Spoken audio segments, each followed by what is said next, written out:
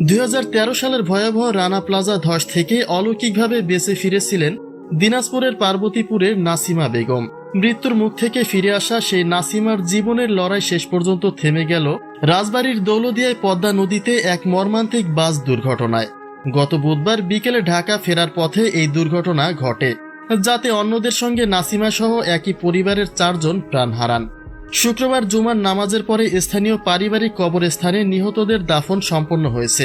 নিহত অন্যরা হলেন নাসিমার অন্তঃসত্ত্বা ভাগ্নি আজমিরা খাতুন, ভাগ্নির স্বামী আব্দুল আজিজ আজাদ এবং 4 বছর বয়সী শিশু আব্দুর রহমান।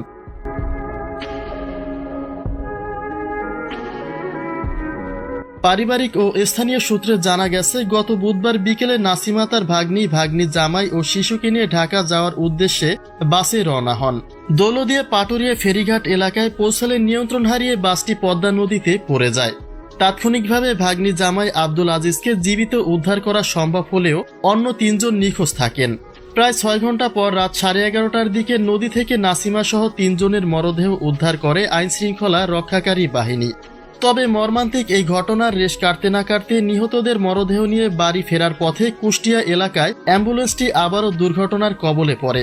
তবে নাসিমার চাচাতো ভাই জুলফিকার আলী ভুট্টু জানিয়েছেন, দ্বিতীয় দফায় এই দুর্ঘটনায় বড় ধরনের কোনো ক্ষয়ক্ষতি হয়নি।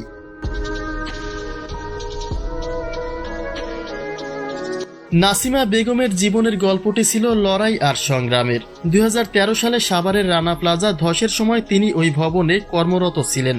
ধ্বংসস্তূপের নিচে টানা 3 দিন আটকে থাকার পরে তাকে জীবিত উদ্ধার করা হয়েছিল। সেই ঘটনার পরে দীর্ঘদিন গ্রামে থাকলেও স্বামীর মৃত্যুর পরে জীবিকার তাগিদে তিনি আবারও ঢাকায় ফেরার সিদ্ধান্ত নেন। আর সেই যাত্রাই ছিল তার জীবনের শেষ যাত্রা। পার্বতীপুর মডেল থানার ভারপ্রাপ্ত কর্মকর্তা ওসি আব্দুল ওয়াদুদ ঘটনার সত্যতা নিশ্চিত করে জানান, নিহতদের বাড়িতে গিয়ে শোকাহত পরিবারের খোঁজখবর নেওয়া হয়েছে এবং তাদের প্রতি সমবেদনা জানানো হয়েছে।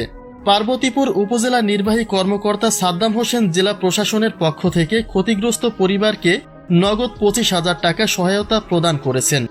মৃত্যু আর ভাগ্য বিড়ম্বনার এমন সমাপতন পুরো এলাকায় শোকের ছায়া ফেলেছে।